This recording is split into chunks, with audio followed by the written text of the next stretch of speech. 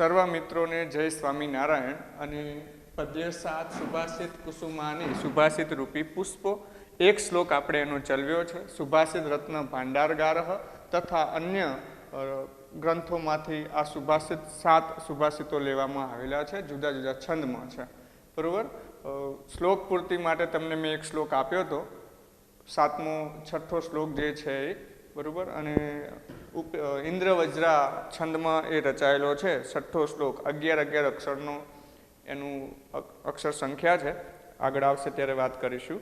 એક શ્લોક આપણે ચલ્યો છે, એનો અનુવાદ જોઈ અને આગળના અધ્યયનમાં જઈએ તો સદ્ભિહિ તુ લીલયા પ્રોક્તમ શિલાલિખિતમ અક્ષરમ અસભ્ભિહિ સપતેના અપી જલે લિખિતમ અક્ષરમ. એટલે કે સજ્જનો વડે રમત માત્રમાં સરળતાથી કહેવાયેલું પણ પથ્થર પર લખાયેલા અક્ષરરૂપ હોય છે, અને દુર્જનો વડે સોગંદપૂર્વક પણ કહેવાયેલું એ પાણીમાં લખાયેલા અક્ષરરૂપ હોય છે. આવું આપણે સજ્જનોના વચનનું મૂલ્ય સમજાવતો પ્રથમ સુભાષિત શ્લોક અનુષ્ટુપ છંદમાં આપણે જોયો હતો. એના પછીના 3 સુભાષિતો આપણે આજે જોવાની પ્રયત્ન કરવો છે. સરસ મજાની સુભાષિતની વાત પણ આપણે કરી હતી. બરાબર. અને આવા સુભાષિતો સતત રચાતા રહ્યા છે, આગળ પણ રચાશે ને પહેલાં પણ રચાયા છે અને આપણી સમક્ષ છે. સુભાષિતો માટે મારા ખ્યાલથી શૃંગાર શતકોનું કે એમના વગેરે વગેરે જે બીજા ગ્રંથો છે ને, એમાંથી પણ આ વિદ્યાકરે સુભાષિતો લીધેલા છે રત્નકોશની અંદર. વાત કરીએ આપણે બીજા સુભાષિત શ્લોકની, અને એ પણ આ 3 સુભાષિતો અનુષ્ટુપ છંદમાં છે, એટલે એની વાત હું નહીં કરું. છંદ વિષયક વાત આવે તમે જ્યારે અર્થ વિસ્તાર લખતા હો ત્યારે એ ઉપયોગી થશે. એટલે આ 3 જે સુભાષિતો છે એ અનુષ્ટુપ છંદમાં છે. આગળ જેમ આવશે એમ જાણ કરતો રહીશ. સેવિતવ્યો મહાવૃક્ષ ફલ છાયા સમન્વિત યદિ દેવાત ફલમ નાસ્તિ છાયા કેન નિવાર્ય. અહીંયા કહે છે કે સેવિતવ્ય, સેવવા યોગ્ય, સેવવું જોઈએ, સેવન કરવું જોઈએ. આપણે કહીએ કે સારા માણસોનો સંગ કરવો જોઈએ, સારી વસ્તુને સ્વીકારવી જોઈએ. સેવિતવ્ય, તવ્ય પ્રત્યે સાથે અહીંયા વિધ્યર્થ કુદંતનું રૂપ બને છે. વિધ્યર્થ કુદંતના મેં તમને 2 પ્રકારે પ્રત્યય આપ્યા હતા, અનિયઃ, અનિયા, અનિયમ, અને તવ્યઃ, તવ્યા, તવ્યમ. બરોબર. આ 6 પ્રત્યય તમે યાદ રાખશો. કોઈ પણ ધાતુને આ 6 પ્રત્યય લાગી શકે છે, એ જે પ્રમાણે પુલ્લિંગ, સ્ત્રીલિંગ, નપુંસકલિંગ હોય એ પ્રમાણે. તો સેવિતવ્ય, સેવ ધાતુ છે, સેવવું, સેવન કરવા યોગ્ય. સેવિતવ્ય, સેવવું જોઈએ, સેવન કરવું જોઈએ, સ્વીકારવું જોઈએ. મહાવૃક્ષ, મહાન વૃક્ષ, વિશાળ વૃક્ષ. બરોબર. અહીંયા પણ કર્મધારે તત્પુરુષ સમાસ થાય છે. વિશાળ વૃક્ષ વિશેષણ વિશેષ્ય સાથે કર્મધારે સમાસ બને છે. એટલે કહે છે કે વિશાળ વૃક્ષનું અહીંયા વાત આટલી પહેલા આપણે જોઈએ. પછી કહે છે કે ફલ છાયા, ફલહ ચ છાયા, દ્વંદ્વ સમાસ પણ બને છે. અને ફલ છાયા સમન્વિત, ફળ અને છાયાથી જોડાયેલા યુક્ત. વૃક્ષો કેવા છે? કોઈ પણ વૃક્ષ બીજ વિનાનું નથી, ફળ વિનાનું નથી. જો સમજી શકો, બાવળ છે ને તો કાંટાએ છે ને પાલીએ છે ને પૈડિયા છે. અને ઘણા અમે તો કદાચ અત્યારે હાલ શિયાળાની અંદર રવિ શનિ તો બોર ખાવાની ઉત્સવ હોય અમારા માટે. ગામડામાં જે રહેતા હોય છે એમને ખ્યાલ હશે. મીઠા બોર સરસ મજાના બોરડીને આવ્યા હોય ને, આપણે એને ખાવા માટે જતા હોય છે. અત્યારે હાલ તો જે કોઈ જાય છે ને બહુ હોશિયાર છે, કારણ કે સાધન વિના જાતા નથી. બીજું, સાધન એટલે કોઈ લડવા ઝઘડવાનું નહીં, વ્હીકલ હોય, પાણીનું સાધન હોય, નાસ્તો લઈને જાય છે. એટલા ટેલેન્ટેડ છોકરાઓ આજના છે ગામડાના. અમારી વખતે તો અમે એમ ઘરેથી પૂછ્યા વિના નીકળી જતા ને ક્યારે આવતા એ નક્કી ન હતું. પાણી ગમે એ ખાબુચિયાનું પી લેતા હતા. બરોબર. ખાવા પીવાનું કાંઈ ઠેકાણું ના હોય. અને અમારા કપડાથી તો અમને ક્યારે ઘરના ઓળખી જ ન શકતા. આગળ પાછળની હાલત એવી હોય ને, સાંજે રોજ એકાદ બટન કે વગેરે તૂટેલું જ હોય, અને પેન્ટની જીપ્સ તો હોય ન હોય નક્કી નહીં. બરોબર. એટલે એવા મસ્તીખોર વગેરે જોવા મળતું. મારો અર્થ એટલો છે અહીંયા કે આવા વૃક્ષો છે ને એ બીજ વિનાના, ફળ વિનાના નથી હોતા, પણ આપણે એને 2 રહેમીથી કાપી નાખીએ છીએ. કોઈ પણ પ્રકારનો વિચાર કર્યા વિના એક બાળકની હત્યા કરતા હોય ને એટલું પાપ છે. એક જીવની હત્યા છે. બરોબર. વાવ્યા પછી એનો ઉછેર કેવી રીતે કરવો એ ખ્યાલ નથી હોતો. એટલે આપણે જે રીતે બીજની વૃક્ષની માવજત કરીએ છીએ ને, એથી જ આપણે અત્યારે હાલ બધા વાતાવરણને ને એ બધું આમંત્રણ જે કાંઈ પ્રદૂષણ વગેરેને આપ્યું છે એનું કારણ એ છે, બરાબર. કહેવાનો અર્થ એ છે કે વૃક્ષને સાચવવા યોગ્ય છે.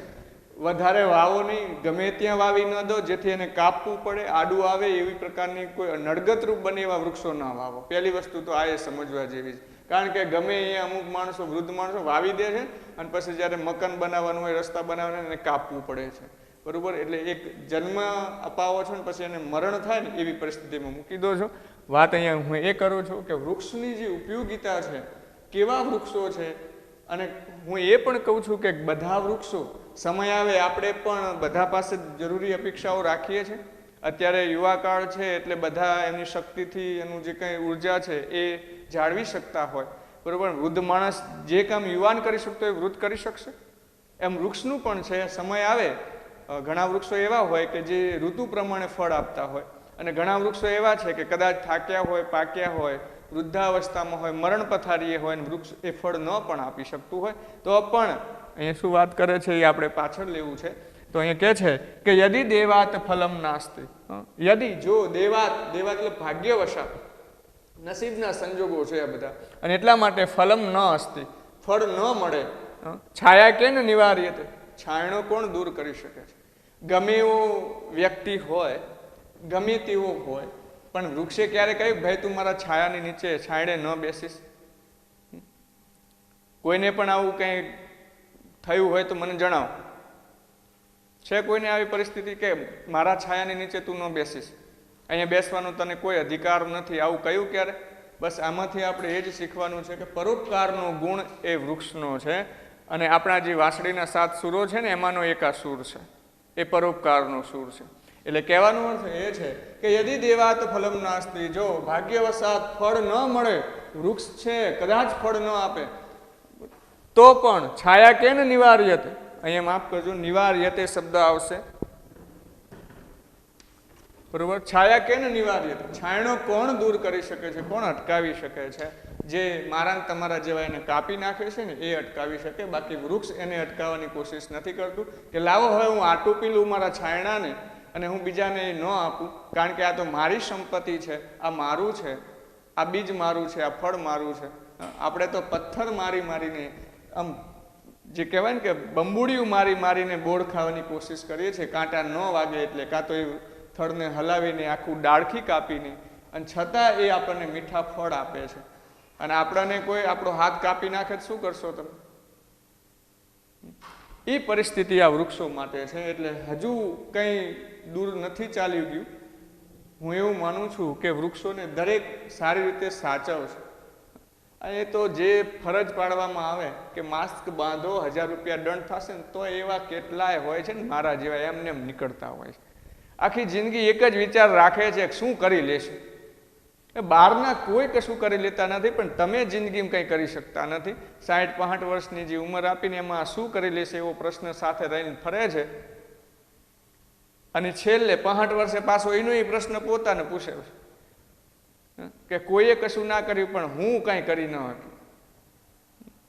અર્થ એટલો જ છે કે આ પ્રશ્નને દૂર કરીને આપણે માનવ ધર્મ બજાવીને પોતાની રીતે કેવા રહેવું એ શીખવાડે છે. એ વૃક્ષોની પરોપકારિકતા છે અને ઉપકાર છે. ફરી એકવાર એનો અનુવાદ જુઓ હવે શબ્દો સાથે કે સેવિતવ્યો મહાવૃક્ષ ફલ છાયા સમન્વિત, ફલ છાયા, ફળ અને છાયાથી, સમન્વિત જોડાયેલું, ફળ અને છાયાથી યુક્ત મહાવૃક્ષ, વિશાળ વૃક્ષનું, કર્મધારે તત્પુરુષ સમાસ બને છે.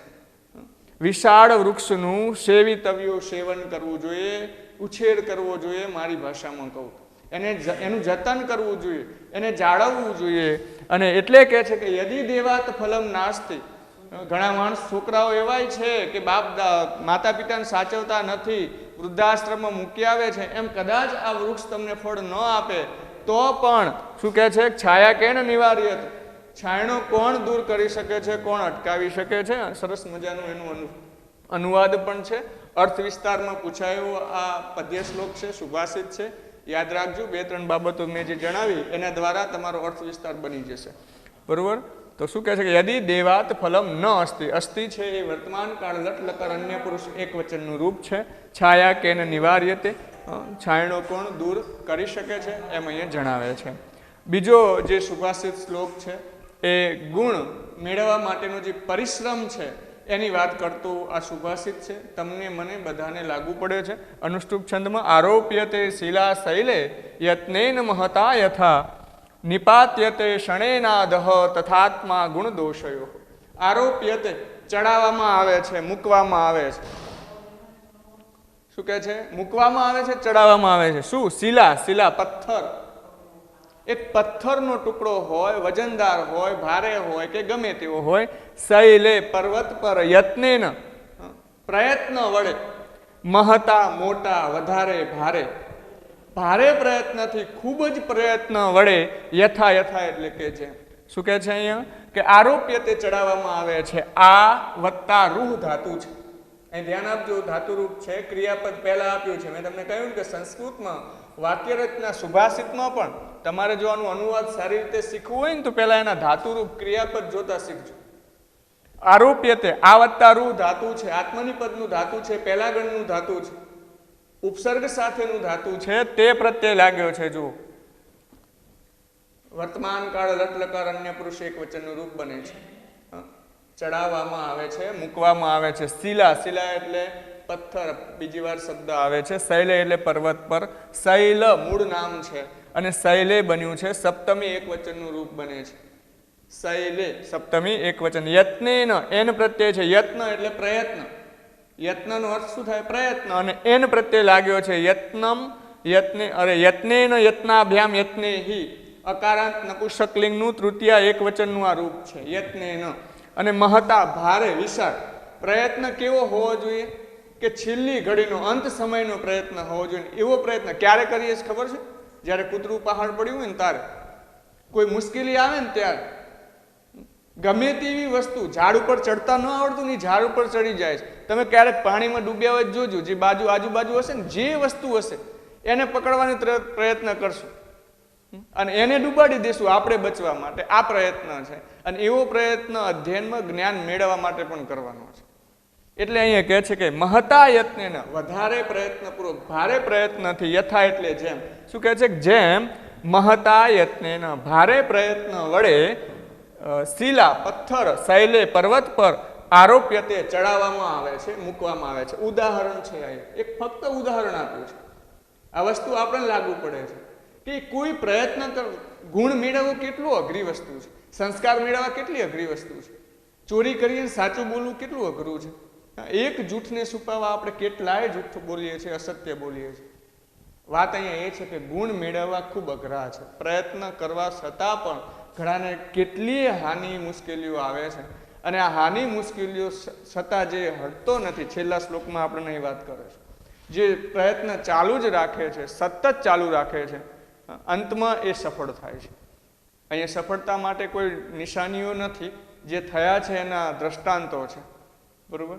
થોમસ આલ્વા એડિશન માટે પણ કહેવાય 70 વર્ષે એની લેબ બળીને ખાક થઈ ગઈ.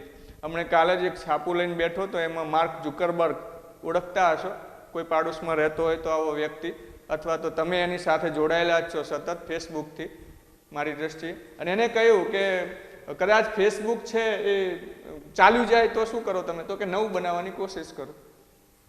રોજે રોજ તમે જેવું ઈચ્છો છો એવો દિવસ જશે એવું નક્કી નથી. તમે જેવું ઈચ્છો છો એવું થશે જ એવું નક્કી નથી. પણ જેવું થશે એમાં તમારે ભળી જવાનું નિશ્ચિત છે. કારણ કે આપણે બધા પર ગુલામ છીએ. હું એવું માનું છું મારી દ્રષ્ટિએ. આપણને એટલી બધી સ્વતંત્રતાઓ નથી આપી. અને સ્વતંત્રતા લેવા માટે તમારે શું કરવું જોઈએ? જ્ઞાન પ્રાપ્ત કરવું જોઈએ. એવો પ્રયત્ન કરો જેથી તમે સ્વતંત્ર રહી શકો. બરોબર. પરતંત્ર છો. સવારે આવીને તરત બેસી જવું પડે ને 9:30 ને તો ફોન આવે રસિકભાઈ સાહેબનો અથવા તો અશોકભાઈ સાહેબનો, ગમે એનો ફોન આવી જાય છે. કહેવાનો અર્થ એટલો જ છે કે ગુણ મેળવવા અઘરા છે. મળે છે જરૂર, અને મળ્યા પછી એ બમણું જ થતું હશે. જ્ઞાન કેવું છે? જ્ઞાનની કોઈ ચોરી ન કરી શકે. બરોબર. અને એટલા માટે ઉદાહરણ આપ્યું પથ્થરનું. એક પથ્થર છે એ પર્વત પર ચડાવવો કેટલો મુશ્કેલ છે. કેટલાય સાધનોનો ઉપયોગ કરવો પડે. જે અત્યારે હાલ ટેકનોલોજીના છે, ચેન ખપ્પા જેવું કંઈક કહેતા હોય કે લીપ આવતી હોય, ગમે તે. અત્યારે હાલ જે ગિરનાર ઉપર ચડવા માટે પણ રોપવેની શરૂઆત થઈ ગઈ છે. અંબાજી ગબ્બર પર પણ રોપવેની શરૂઆત થઈ ગઈ છે.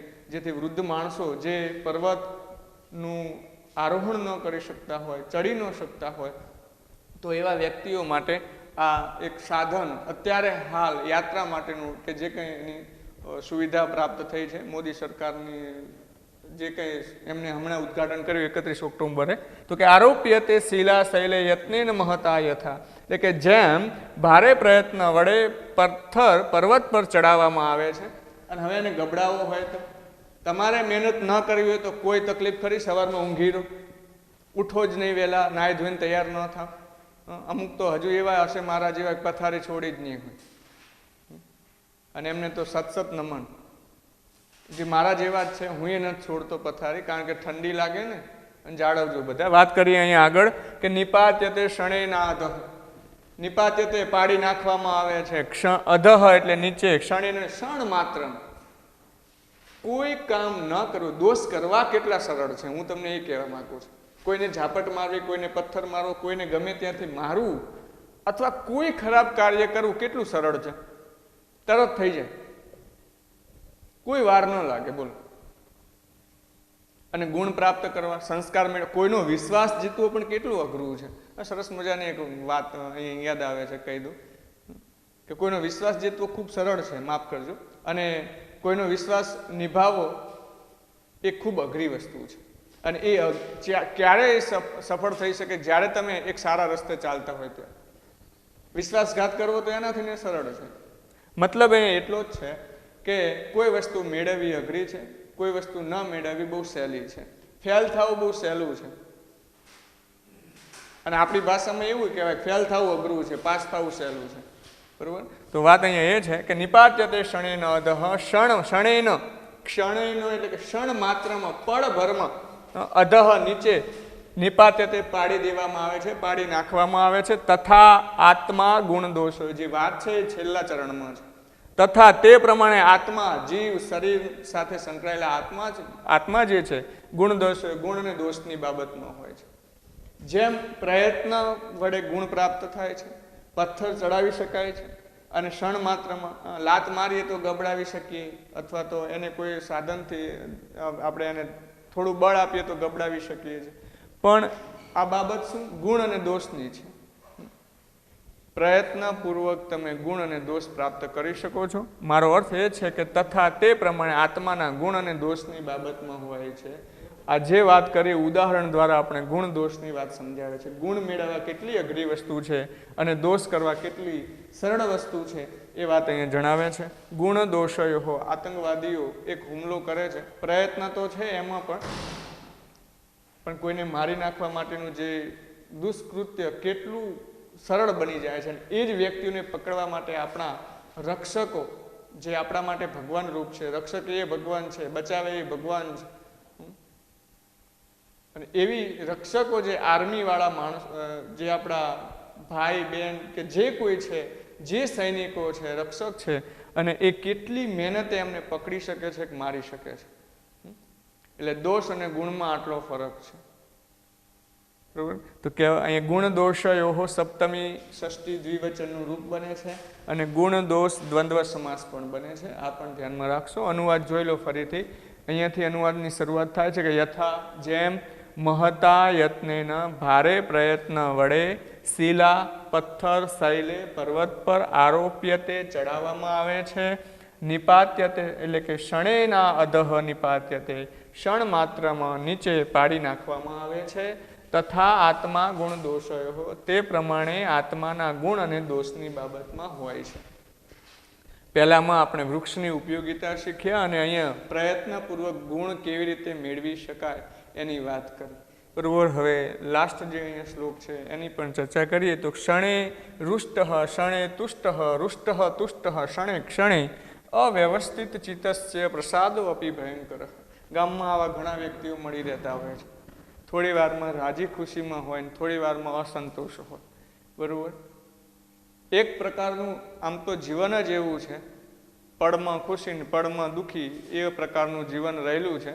એટલે કહેવાનો અર્થ એ છે કે ક્ષણે રુષ્ટ, ક્ષણમાં રોષે ભરાયેલો, ક્ષણે તુષ્ટ, ક્ષણમાં સંતુષ્ટ થનારા, રુષ્ટ તુષ્ટ ક્ષણે ક્ષણે, અને ક્ષણમાં ક્ષણે ક્ષણે રોષે ભરાયેલા અને સંતુષ્ટ થયેલા એવા અવ્યવસ્થિત ચિત્તસ્ય, અવ્યવસ્થિત મનવાળાની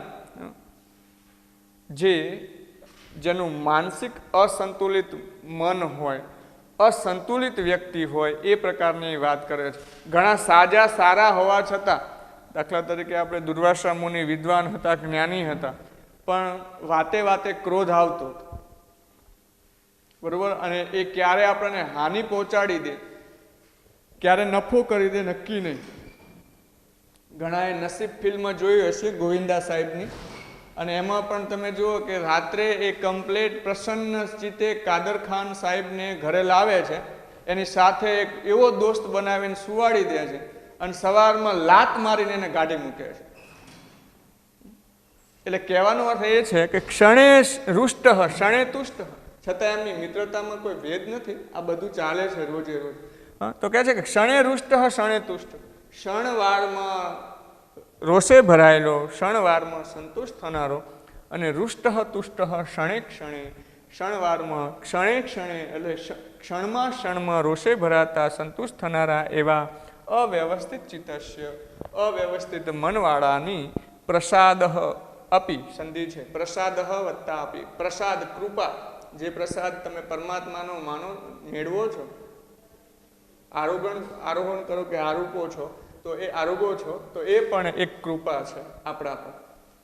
ઘણીવાર તમે જોજો, તમે જે પ્રસાદી મીઠી હોય છે ખાઓ છો, ઘણાને ઉધરસ થઈ હોય છે, છતાં આપણે શું કહીએ છીએ કે પ્રસાદ છે, એનાથી ઉધરસ થશે નહીં, બરોબર. તો પ્રસાદો અપી ભયંકર, કૃપા પણ કેવી છે? ભયંકર છે, ખરાબ છે, બરોબર. અને આવા વ્યક્તિઓને ઓળખવા બહુ અઘરા છે. ફરી એકવાર છેલ્લી જે 2 ચરણ છે એને જોઈ લો, છેલ્લા 2 ચરણ. અવ્યવસ્થિત ચિત્તસ્ય, અવ્યવસ્થિત મનવાળાને, જેનું મન અસંતુલિત છે, બરોબર. ઘણા માણસો જોવા મળે છે સંતુલિત મનવાળા માણસો આ જગતમાં બહુ ઓછા છે. જ્યાં જોઈએ ને ત્યાં આપણને કદાચ બધામાં આ ગુણ લાગુ પડતો હોય. એટલે આપણે એ જ શીખવાનું છે કે આપણે આપણા અવ્યવસ્થિત ચિત્તના કારણે કોઈ બીજાને હાનિ ન પહોંચાડીએ. પ્રસાદો અપી ભયંકર, કૃપા કેવી છે? ભયંકર છે, બરોબર. 3 સુભાષિતોનું અનુવાદ ફરી એકવાર જોઈ લો, પછી આપણે આગળ વધીએ. સેવિતવ્યો મહાવૃક્ષ ફલ છાયા સમન્વિત, યદિ દેવાત ફલમ નાસ્તિ છાયા કેન નિવાર્યતે. તો કે ફળ અને છાયાથી જોડાયેલા એવા વિશાળ વૃક્ષનું સેવન કરવું જોઈએ. જો ભાગ્યવશાત ફળ ન મળે તો છાંયડો અથવા છાયા કોણ અટકાવી શકે છે, દૂર કરી શકે છે? પછી કહે છે કે આરોપ્યતે શિલા શૈલે યત્નેન મહતા યથા નિપાત્યતે ક્ષણેનાદઃ તથાત્મા ગુણ દોષયો. એટલે કહે છે કે જેમ ભારે પ્રયત્ન વડે પથ્થર પર્વત પર ચડાવવામાં આવે છે અને ક્ષણ માત્રમાં નીચે પાડી નાખવામાં આવે છે, તે પ્રમાણે આત્માના ગુણ અને દોષની બાબતમાં છે. ક્ષણે રૂષ્ટ ક્ષણે તુષ્ટ, રૂષ્ટ તુષ્ટ ક્ષણે ક્ષણે, અવ્યવસ્થિત ચિત્તસ્ય પ્રસાદો અપી ભયંકર. ક્ષણમાં રોષે ભરાયેલા અને ક્ષણમાં સંતુષ્ટ થનારા, એમ ક્ષણે ક્ષણે રૂષ્ટ થનારા અને સંતુષ્ટ થનારા એવા અવ્યવસ્થિત મનવાળાની કૃપા પણ ભયંકર હોય છે. એમ આ 3 સુભાષિતો જણાવે છે. આગળનો જે શ્લોક છે એ આપણે પુરુષ અથવા સોનાની કેવી રીતે પરીક્ષા થાય છે એનું મહત્વ દર્શાવતો અથવા તો એ શીખવાડતો અને આપણને પણ શીખવાડતો આ શ્લોક સુભાષિત છે. અને એ વંશસ્થ છંદમાં આપવામાં આવેલું છે, ખાસ યાદ રાખજો. આની અક્ષરોની જે સંખ્યા છે એ 12 છે. તમે જોઈ શકો છો કે યથા 2 અક્ષર છે, ચતુર્ભિઃ, જો ન સમજાતો એ અક્ષર તો ધ્યાન રાખજો હું બોલું ત્યારે ઉચ્ચારણમાં. યથા, બરોબર, 2 અક્ષર છે, ચતુર્ભિઃ 3 અક્ષર છે, 5 થયા. અને કનકમ આ 3 અક્ષર, 5 ને 3 8, 8 ને પરીક્ષ્યતે એટલે કે 8 ને 4, પરી અને ક્ષયતે એમ 4, એટલે કે કુલ 12 અક્ષરોનું આનું આ પ્રથમ ચરણ. બીજામાં પણ 12 હશે, ત્રીજામાં અને ચોથામાં પણ. એટલે 12 અક્ષરવાળો જે છંદ છે એ વંશસ્થ છંદ છે. જો ક્યારેક તમને આ પૂછાય પરીક્ષામાં અરે અર્થ વિસ્તારમાં તો ધ્યાન રાખજો, IMP છે. સ્વાધ્યાયમાં આનું અર્થ વિસ્તાર માટે પંક્તિ આપેલી છે, તમે જોઈ શકશો. તો શ્લોકમાં ધ્યાન આપીએ કે યથા ચતુર્ભિઃ કનકમ પરીક્ષ્યતે નિઘર્ષણ છેદન તાપ તાંડનૈઃ યથા તથા ચતુર્ભિઃ પુરુષઃ પરીક્ષ્યતે શ્રુતેન શીલેન ગુણેન કર્મ. તમે એક કુંભાર જ્યારે માટલું બનાવે છે અને એ માટલાને શું કરે, નિભાણામાં સુધી પહોંચાડવા માટેની પ્રક્રિયામાં શું આવશે, માટલું બનવાની પ્રક્રિયામાં શું આવશે? તો પહેલાં માટી લઈ આવે છે, એને ખૂંદે છે, વ્યવસ્થિત કરે છે, એને ચાકડા ઉપર ચડાવીને એને આકાર આપે છે, અને આકાર આપ્યા પછી 2-3 દિવસ પછી એને અગ્નિ, જે નિભાળો હોય, ધુમાડો હોય કે જે જગ્યા હોય એમાં એને સળગાવે કે જે કંઈ એનું કાર્ય છે કર્યા પછી એના ઉપર ટકોરા મારશે, અને એ ટકોરામાં જો દોદડું ન બોલે તો એ માટલું વેચાણ માટે તૈયાર રહેશે અથવા તૈયાર થશે. આ દરેક પરીક્ષામાંથી એ પસાર થાય છે. જેમ દૂધ તમે જોશો તો ઘી બનવા માટે શું કરે છે, આ સરસ મજાની વાત છે. તપવું કેટલું અગત્યનું છે. દૂધ છે એને બાળવામાં આવશે અથવા તમે એનું દહીં બનાવો છો તો દૂધની કિંમત છે એ દહીં કરતાં કેવી હોય છે, તમને ખ્યાલ છે, ધોરણ 9માં પણ મેં જણાવ્યું હતું. દહીંથી પછી એને વલોવામાં આવે, તપાવવામાં આવ્યું, એને હેરાન કરવામાં આવ્યું, પરેશાન કરવામાં આવ્યું, અને એમાંથી માખણ બન્યું. તો માખણની કિંમત દહીં કરતાં કેવી હોય તમને ખ્યાલ છે. અને માખણને પણ જ્યારે તપાવવામાં આવે છે, ગરમી આપવામાં આવે છે અને એમાંથી ઘી બને છે, તો ઘી અને માખણની કિંમતમાં શું ભેદ છે તમે જાણો છો. કહેવાનો અર્થ એટલો છે, જેમ તપ્યું એમ એની કિંમત વધી. આપણને લાગુ પડે છે, મને તમને બધાને. જેટલા તપશો, જેટલું પણ પ્રયત્ન સારો કરશો, મુશ્કેલી અનુભવશો, એમાંથી તમે આગળ વધશો તો તમારી કિંમત અંકાશે. બરાબર? અને એપીજે અબ્દુલ કલામે પણ સરસ મજાની વાત કરી, તમારી જે સહી છે ને એ ઓટોગ્રાફમાં બદલી જાય ત્યારે સમજવું કે તમે સફળ. સમજ્યા? તમારી જે સાઇન છે એ ઓટોગ્રાફમાં ફેરવાઈ જાય તો તમે સફળ, નહીં તો આપણું જીવન છે ને અધૂરું જ છે એવું સમજી લેવાનું. મારું, તમારું, બધાનું, હું એવું માનું છું. બરાબર? આગળ વધીએ તો અહીંયા કહે છે કે યથા, જેમ ચતુર્ભિઃ 4 પ્રકારે કનકમ, કનક એટલે સોનું, બરાબર, કનકમ સોનું, પરીક્ષતે પરીક્ષા કરાય છે. જેમ 4 પ્રકારે સોનાની પરીક્ષા કરાય છે. કેવી રીતે? નિઘર્ષણ છેદન તાપ તાંડને, ઘસવાથી સોનાનું જે કંઈ એનું જે ધાતુ છે સોનારૂપી એને ઘસવામાં આવે, છેદન કાપવામાં આવે, તાપ તાપવામાં આવે, અને તાંડને ટીપવામાં આવે. શું કહે છે કે યથા, જેમ ઘસવાથી, કાપવાથી, તપાવવાથી ને ટીપવાથી, એમ 4 પ્રકારે ચતુર્ભિઃ કનકમ પરીક્ષતે, 4 પ્રકારે સોનાની પરીક્ષા કરવામાં આવે છે. તથા તે પ્રમાણે શ્રુતેન શીલેન ગુણેન કર્મણા, આમાંથી જે 4માંથી પારંગત થાય છે. અભિમન્યુ 7 કોઠાનું યુદ્ધ જીતવા માટે તત્પર બન્યો હતો અને એ 7મા કોઠે એનું મૃત્યુ થયું, જે કંઈ આપણે ગણીએ ચક્ર વ્યૂહ જે ફેલાયો હતો. તો એમ આપની તો રોજે રોજ પરીક્ષા છે. સવારમાં ઉઠી અને એક વિચાર લાવજો કે આજે ગુસ્સો નથી કરવો, આજે મારે બધા સાથે સારો વ્યવહાર કરવો છે, મારે બધાને સારી રીતે બોલાવવા છે. અને આપણે તો ઉઠીએ ત્યારથી આપણી પરીક્ષાઓ ચાલુ થઈ જાય છે, મેં તમને વારંવાર કહ્યું છે. એટલે પરીક્ષાથી ગભરાવાનું નથી, અને કેવી રીતે સફળ બનાવી, કેટલી સફળ બનાવી એ શીખવાની જરૂર છે. એટલે કહે છે કે શ્રુતેન એટલે કે જ્ઞાન વડે, શીલેન ચારિત્ર્ય વડે, ગુણેન ગુણ વડે, અને કર્મણા કર્મ વડે, એમ ચતુર્ભિઃ પુરુષઃ પરીક્ષતે, એમ 4 પ્રકારે પુરુષની પરીક્ષા કરવામાં આવે છે. બરાબર? તો આ સરસ મજાની વાત અહીંયા કરે છે. ફરી એકવાર લઈ લઉં, ખૂબ સમજવા જેવું આ સુભાષિત છે કે યથા નિઘર્ષણ છેદન તાપ તાંડનૈઃ, જેમ ઘસવાથી, કાપવાથી, તપાવવાથી કે ટીપવાથી, એમ ચતુર્ભિઃ કનકમ પરીક્ષતે, એમ 4 પ્રકારે સોનાની પરીક્ષા કરવામાં આવે છે, પરીક્ષા થતી હોય છે. તથા તે પ્રમાણે શ્રુતેન શીલેન ગુણેન કર્મણા, જ્ઞાન વડે, ચારિત્ર્ય વડે, ગુણ વડે અને કર્મ વડે, આ 3 માફ કરજો, 4 જે શબ્દો છે, નામ રૂપ છે, વિભક્તિ રૂપ છે, 3 તૃતીયા વિભક્તિના રૂપો છે. તૃતીયા એકવચન, બરોબર, એના આ રૂપો બને છે, ધ્યાન રાખજો. તો અહીં શું કહે છે કે જેમ તથા તે પ્રમાણે જ્ઞાન વડે, ચારિત્ર્ય વડે, ગુણ વડે અને કર્મ વડે, એમ 4 પ્રકારે પુરુષઃ પરીક્ષતે, પુરુષની પરીક્ષા થતી હોય છે, થાય છે, અને એના દ્વારા આપણે જે મેળવીએ છીએ, પ્રાપ્ત કરીએ છીએ. આપણી જે પરીક્ષા, જો કે અત્યારે આ પરીક્ષાઓ જોવા નથી મળતી, કોઈ સંબંધ સગપણ કરવું હોય ને તો આપણે શું કરીએ, સંપત્તિ કેટલી છે, કેટલા દીકરા છે, કેટલી વસ્તુઓ આપી શકે એમ છે. આપણે આટલા સુધી આજે રાખીએ. બરાબર. સર્વ મિત્રોને જય સ્વામિનારાયણ.